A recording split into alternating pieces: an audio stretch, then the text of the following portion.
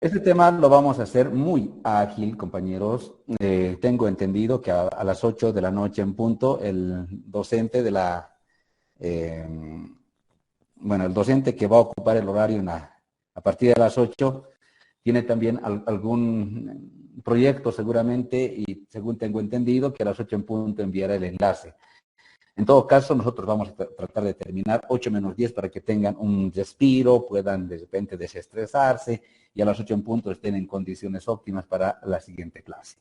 Bien, en consecuencia, compañeros, corresponde avanzar la unidad, el lenguaje televisivo. Carlos Solarino es uno de los que ha abocado su tiempo precisamente para estudiar los efectos que tiene la televisión en la audiencia, ¿no? A través de varios estudios concluye que la televisión está caracterizada por un lenguaje propio que representa, obviamente, mensajes que van apoyados con distintos elementos. Hablamos de la palabra, hablamos del sonido, hablamos de la imagen y, por supuesto, también hablamos de los efectos sonoros. A todos estos elementos nosotros vamos a llamar reglas precisas de sintaxis y gramática en el lenguaje televisivo. ¿Qué entendemos, por ejemplo, por sintaxis, ¿no? En lenguaje, sintaxis es la parte de la gramática que estudia la forma en que se combinan y se relacionan las palabras. Pero cuando hablamos del lenguaje televisivo, vamos a estar hablando de aquella parte estético-visual. De pronto, cómo se relacionan los distintos planos, los ángulos, para darle un valor diferente a el contenido del mensaje. En ese sentido, la televisión tiene su propia sintaxis y su propia gramática. La gramática en el lenguaje televisivo considera las unidades elementales del lenguaje, más propiamente, uno, es la composición de la imagen. Cuando uno está grabando algún hecho, cuando alguno tiene la posibilidad de capturar o de registrar imágenes a través de una cámara, ese personaje, el camarógrafo, se debe convertir o se debe constituir en un artista. Porque el camarógrafo debe componer las imágenes. Es un primer elemento. No se debe grabar cualquier cosa, en otras palabras. No se debe registrar cualquier elemento. Tiene que haber un criterio desde el punto de vista estético-visual. Una imagen que no tiene un buen encuadre, una buena iluminación, un buen enfoque, entonces estaríamos hablando de productos realmente intrascendentes, frívolos, que no van a tener el impacto. Entonces, cuando hablamos de la gramática en el lenguaje televisivo, se toma en cuenta como un primer elemento la composición de la imagen. Uno, la dinámica interna de la imagen es otro de los componentes que se debe tomar en cuenta al momento de registrar imágenes. Y desde luego, en la edición hay otros componentes que se fusionan, como los movimientos de la cámara, las figuraciones de mezclas y montaje. Todo este trabajo, que es el proceso de la producción, ¿no? Ustedes saben cuáles son las fases de la producción, ¿verdad? La preproducción, la producción como tal y la postproducción. Cuando estamos hablando de mezclas y montajes, estamos hablando precisamente cuando ya empezamos a producir ciertos contenidos. Esa es la gramática. Y cuando hablamos de la sintaxis, esta considera la construcción coordinada de las unidades del lenguaje para alcanzar la exposición completa. ¿Sí? No estamos hablando aquí del lenguaje en literatura. Estamos hablando de la sintaxis, de la gramática, del lenguaje televisivo, que tienen que ver con planos, que tienen que ver con tomas, escenas y secuencias, y otros componentes que hacen precisamente a el mensaje televisivo. Entonces, reitero, la sintaxis considera la construcción coordinada de las unidades del lenguaje para alcanzar una exposición completa. Esta trata de las secuencias. Las secuencias, por ejemplo, son unidades extensas que están compuestas por varias escenas. Es un poquito mejor la escena. La escena es otro de los elementos de la sintaxis que está compuesta por varias tomas.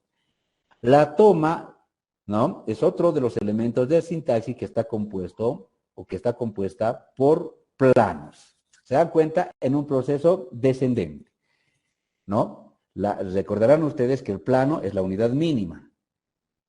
En un proceso ascendente, el siguiente del plano es la toma. Luego viene la escena y luego vienen las secuencias. Estas secuencias tienen que tener exactamente, muy bien elaborado, en un equilibrio concreto, estos otros elementos, el ritmo y los niveles de visualización. Cuando hablamos precisamente del ritmo, ¿no?, estamos hablando que toda estructura debe tener un ritmo o un equilibrio perfecto dentro de la televisión. ¿Cómo les explico?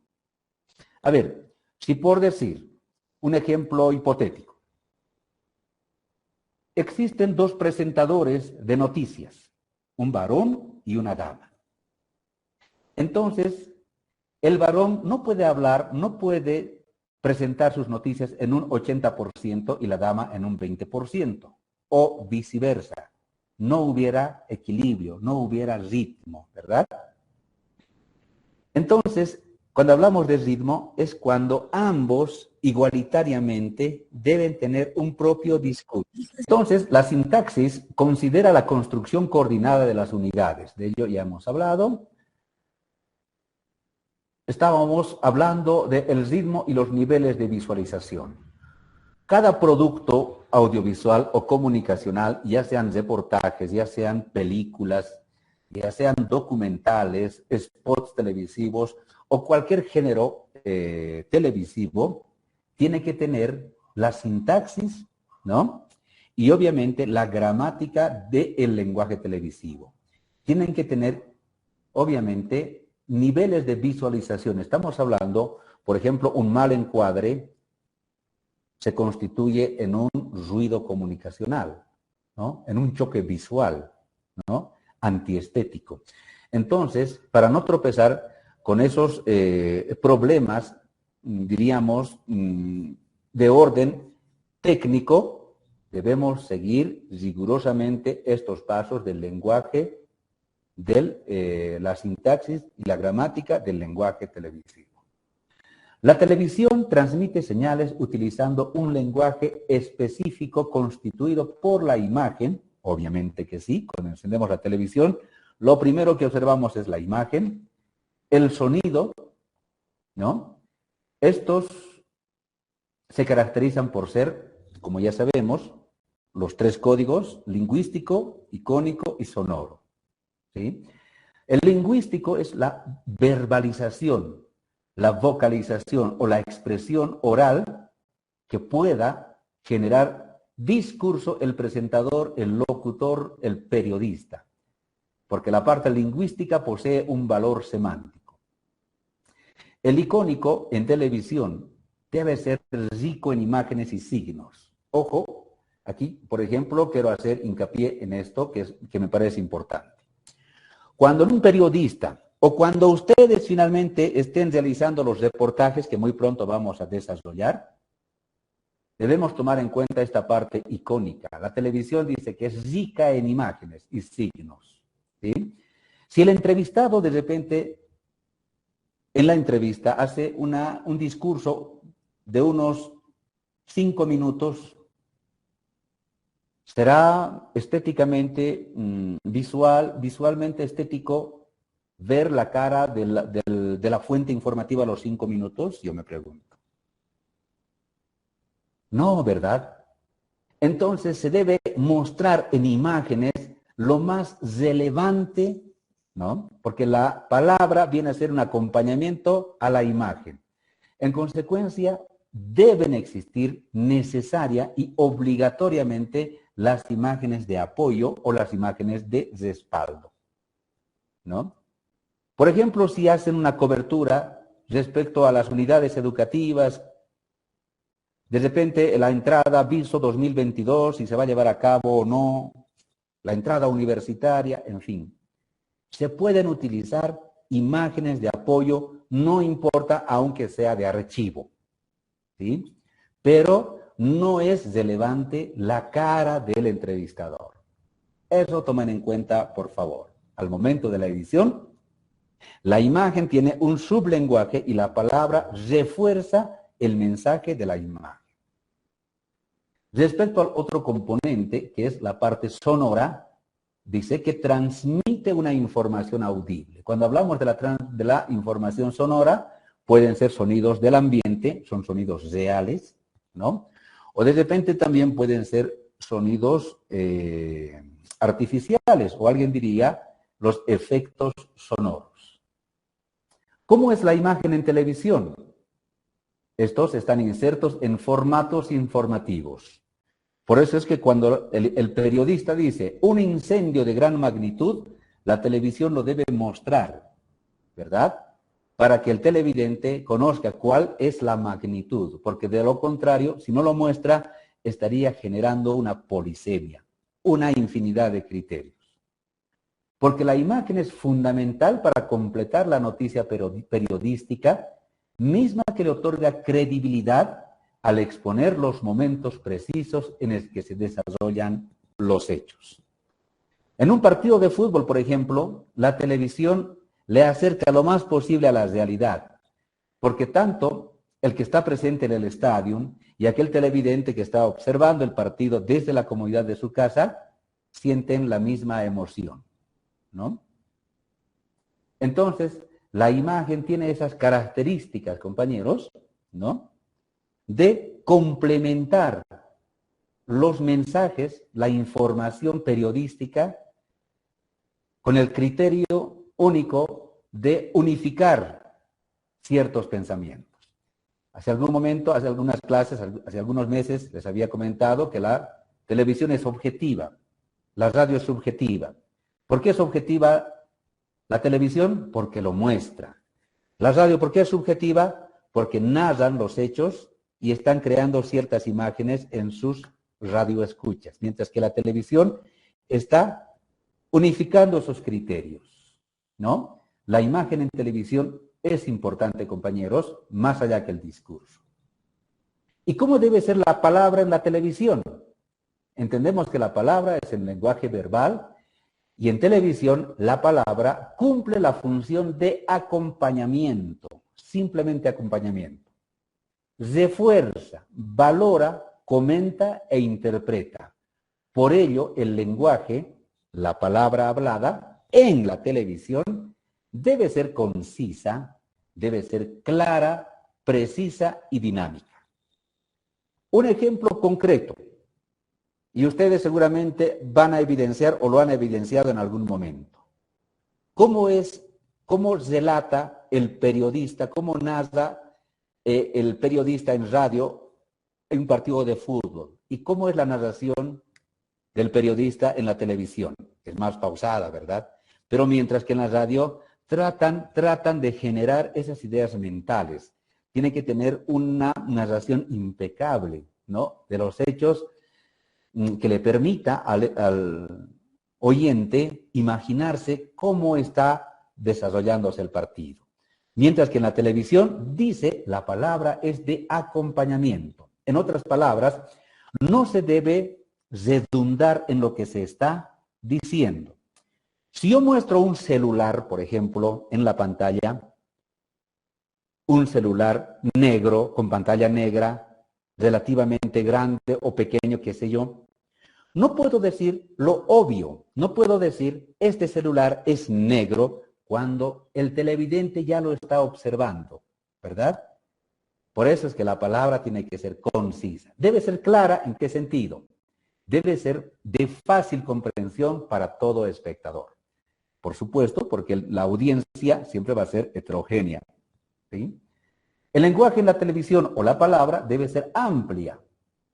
Ojo, deben evitarse palabras rebuscadas o un lenguaje especializado, ya que los contenidos están direccionados a un público diverso, anónimo, no sabemos quiénes nos escuchan. Pueden ser personas muy letradas, pueden ser personas con baja instrucción de repente.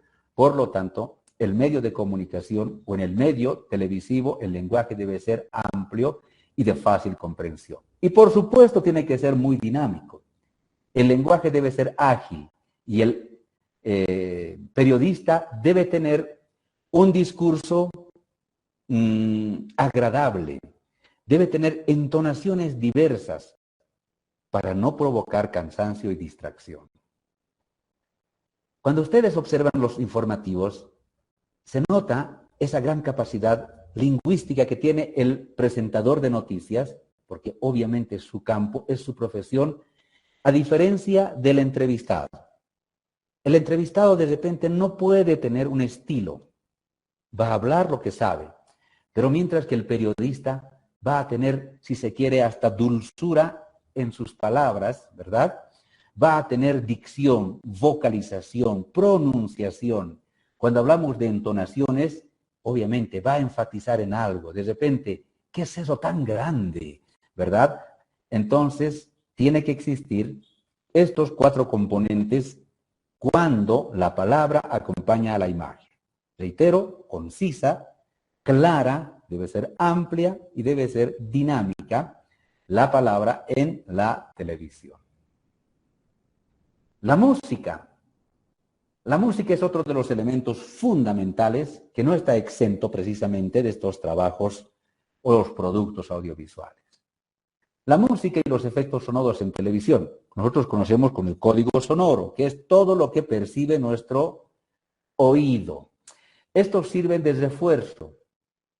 La música o los efectos sonoros son el contrapunto de énfasis o continuidad a las imágenes, provocando en el receptor reacciones emocionales diversas según su finalidad.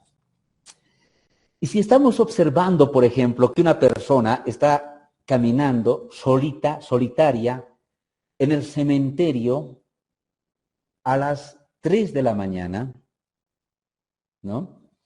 Esa imagen, si no tiene el sonido correspondiente, no va a causar el efecto deseado. El sonido prácticamente genera ciertas emociones, ciertas tendencias, inclusive de miedo. Cuando observamos en casa una película terrorífica, ¿qué es lo que más nos asusta? ¿Las imágenes o el sonido? De pronto son los 2 componentes unidos. Pero si le eliminamos el sonido, de repente no va a tener ese impacto, ¿no? Entonces estamos hablando de una dualidad perfecta entre la imagen y el sonido, o de repente los efectos sonoros, ¿no? Entonces, el televidente, el receptor o el destinatario final del mensaje siente esas emociones. En un partido de fútbol, de repente cuando la selección boliviana mete un gol, ¿qué es lo que normalmente se escucha de fondo? ¿Sí? Y esos sonidos de repente nos causan emoción, nos motivan, nos levantan el ánimo. Es la música o los efectos sonoros en televisión que están actuando, que están jugando con nuestros sentidos. Debido a que el receptor televisivo es diverso, es heterogéneo y es circunstancial. La música y los efectos sonoros debe estar enmarcado dentro de la imagen. Si estamos haciendo una producción, si alguien muestra, por ejemplo, las imágenes del imponente altiplano, ¿será coherente un fondo de un reggaetón? ¿Qué dicen ustedes? ¿Será coherente?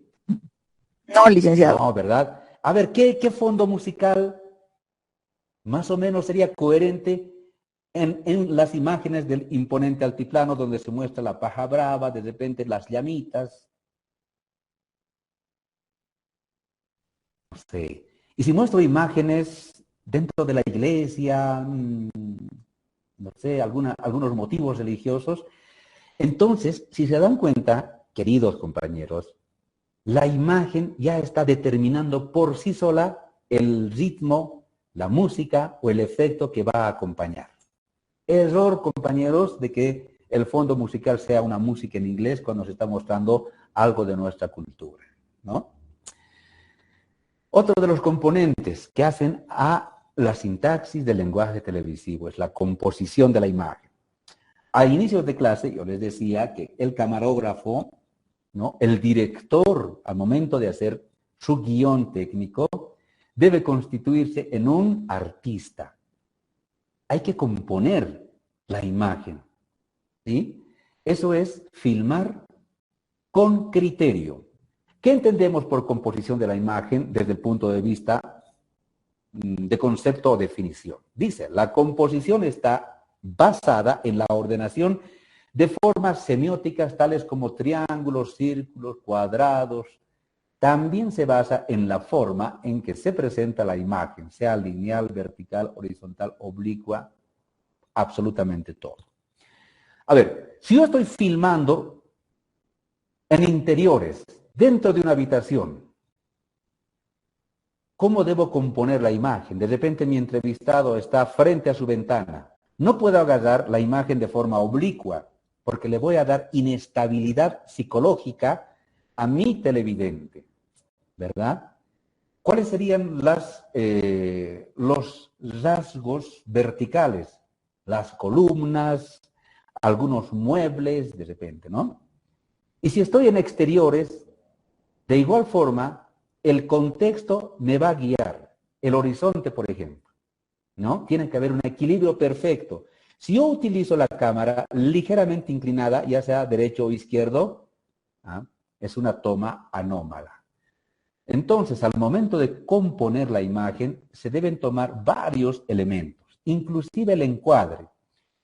Si yo determino, por ejemplo, que mi fuente informativa, que el comandante de la policía, a quien le voy a hacer una entrevista, puedo poner delante de su escritorio de repente el logotipo, si tiene algún logotipo, algún estandarte en miniatura de su institución, no sé, algún objeto que pudiera tener. Entonces, tengo que componer la imagen. No es sencillo, compañeros. Cuando uno está por la calle, de repente aparece una fuente informativa, de repente un ministro que ha llegado de La Paz. Uy, felicidad para el periodista. Va a aprovechar para hacerle entrevista. No le puede directamente increpar y formularle la pregunta. Tiene que componer la imagen. Inclusive tiene que ubicar el sitio perfecto. No le puede grabar a contraluz, por ejemplo. ¿Sí? Entonces tiene que componer la imagen el periodista. Al momento de utilizar la cámara, así sea un celular, compañeros, así estemos registrando el cumpleaños, el tecito del sobrino, es lo mismo. Al momento de registrar o grabar o filmar ciertos acontecimientos o hechos, hay que componer las imágenes. ¿Sí? Aquí hay algunas imágenes, ¿no?, que tienen, por ejemplo, sentido. Aquí estamos viendo el casco del minero. Pero aparte del casco del minero tenemos otros objetos. Es una imagen que nos está emitiendo por sí sola cierta información. Estamos hablando aquí de la composición de la imagen y el encuadre. De igual forma, aquí estamos viendo un buen encuadre y obviamente están componiendo las imágenes. ¿Qué pasa si el que filma elimina la parte del lago? Sería una calle normal, un poco ancha, ¿verdad? Entonces, todos estos elementos que muestra el encuadre tienen un propósito. ¿Por qué? Nos está emitiendo cierta información. Aquí, por ejemplo, tiene equilibrio en la imagen. Aquí ha jugado muy bien con la regla de los tercios, ¿no? En un perfecto equilibrio. Cuando hablamos del aire, vamos a hablar a los espacios vacíos que se deja entre los sujetos principales que aparecen en una imagen. Aquí, por ejemplo, lo que está por encima del tigre es ese espacio vacío, ese es el aire. Cuando hablamos de un presentador de noticias, ¿no?, si su cabeza está cortada por la cámara, o en otras palabras, si se sale un poquito la parte superior del rostro del presentador, no es un buen encuadre. Tiene que tener cierto espacio, tiene que tener cierto aire, ¿no? Cuando está también muy abajo, prácticamente lo disminuye al presentador o al personaje, ¿verdad? es importante tomar en cuenta estos elementos. La regla de los tercios, ya habíamos hablado también en la anterior clase, es la que divide mental e imaginariamente la pantalla en tres partes, tanto horizontales y verticales. Aquí tenemos una composición de la imagen, ¿no? Utilizando la regla de los tercios. ¿Por qué, por ejemplo, está el sujeto ligeramente en el costado izquierdo de la pantalla? Alguien me diría, no hay equilibrio. Entonces, si hablamos de la composición de la imagen, la respuesta es porque el sujeto está ligeramente observando a la izquierda. Por lo tanto, para componer la imagen, ¿no?, debe darle cierto aire al costado al que está observando. Imagínense en una entrevista, en un set de televisión, ¿no? Cuando de repente el periodista está al centro y tiene a los dos invitados, que uno podría ser del oficialismo y el otro de la oposición, ¿no? Entonces tomen en cuenta las partes donde se debe dejar cierto aire, cierto espacio, ¿no? El espacio que existe entre la cabeza y el umbral de la pantalla debe ser ligeramente aceptado dentro del encuadre. La composición de la imagen toma en cuenta esos elementos, compañeros. No se le puede cortar la cabeza, ¿no? A veces el entrevistado se mueve o de repente se puede estirar o se puede parar, ¿no? Entonces, ahí tiene que ver mucho la pericia del camarógrafo para hacer buenos planos, buenos encuadres, ¿sí? Pero la regla de los tercios siempre va a tomar en cuenta estos elementos, compañeros. Si yo a esta imagen, a este sujeto, le ubico exactamente al centro, es una toma anómala. Aquí hay otro ejemplo de la regla de los tercios, ¿no? A propósito, esta imagen, esta fotografía ha sido premiada porque tiene sus características, ya tendremos oportunidad y posibilidad de analizar. Aquí también vemos claramente cómo ha utilizado la regla de los tercios, ¿sí? Vamos a hablar brevemente de los elementos de la imagen. Aquí tiene que ver mucho el punto, la línea. Tenemos que hablar de las líneas verticales, las líneas horizontales, las líneas inclinadas y las líneas curvas. Voy a retroceder, no se preocupen. ¿Qué significa el punto como elemento básico en la imagen? Es la unidad mínima de la imagen, dice, y el punto indica una posición dentro del plano. El director o productor le dirá a su camarógrafo, ¿no? Sitúa al personaje en este punto. Porque tiene pensado de repente utilizar algún efecto visual en la pantalla. La línea, ¿cómo se utiliza la línea como elemento básico de la imagen? Dice la parte conceptual, se define como un punto en movimiento, de un punto A hacia un punto B. Como una sucesión de infinitos puntos, por tanto, puede servir para guiar la observación o para forzar la atención, dice, ¿no?, produciendo en la imagen sensación de perspectiva. Esto, por ejemplo, utilizamos o vemos a menudo en las redes sociales, ¿no? Cuando de repente estamos mostrando unas 20 personas, pero queremos identificar a una que va a cometer de repente un acto ilícito. De repente aparece una flechita, ¿no?, o una línea, o de repente algún círculo, donde lo identifican, lo individualizan a ese personaje para que la vista humana se centre con la atención en ese personaje.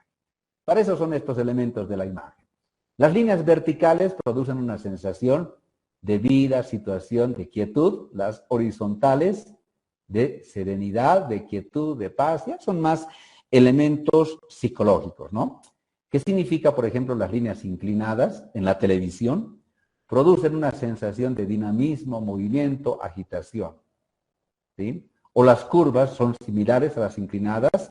Su efecto mayor señala sensualidad.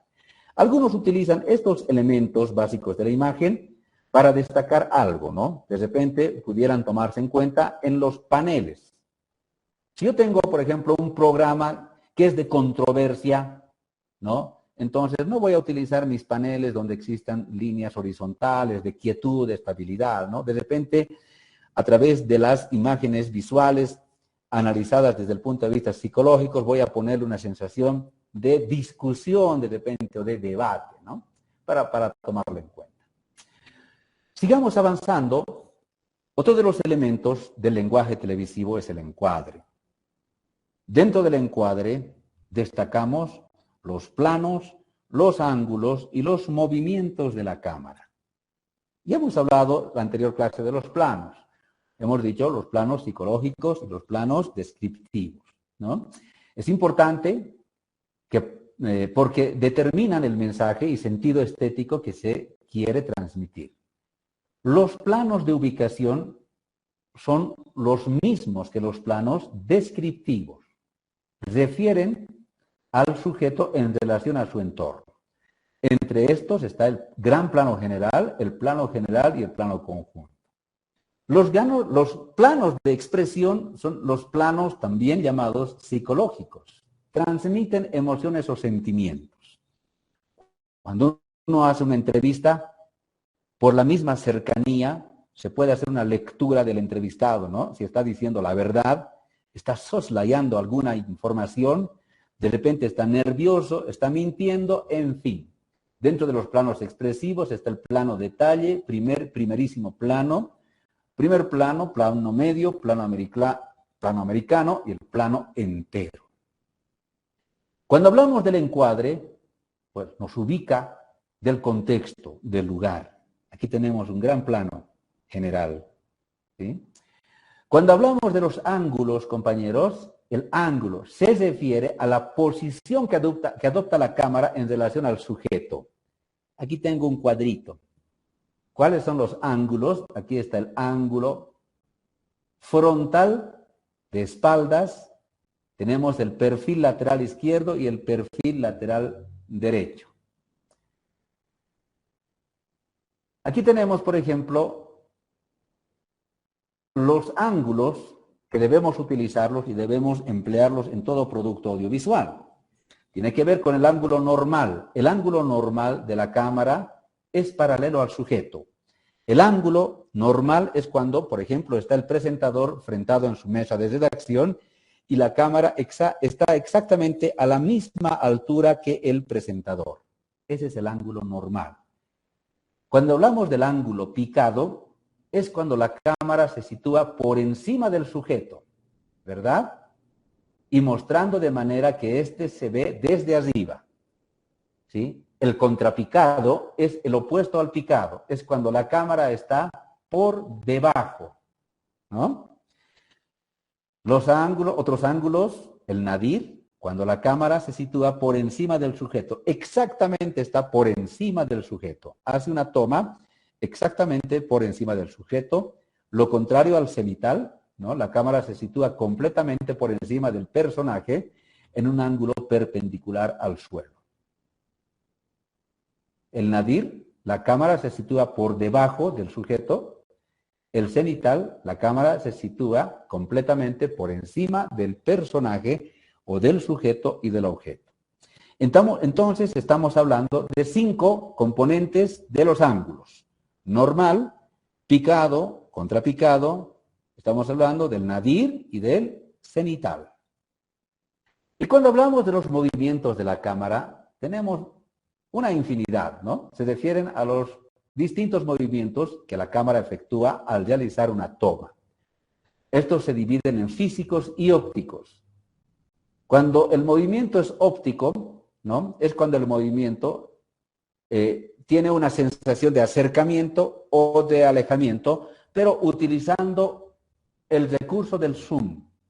Este recurso del zoom ahora existe hasta en los celulares, ¿no? Dáctiles o digitales, que con los dedos podemos separar y podemos atraer la imagen, o de repente podemos alejar. En las cámaras, de igual forma, existe un botoncito que nos va a permitir alejar o acercar la imagen. Ese es el movimiento óptico.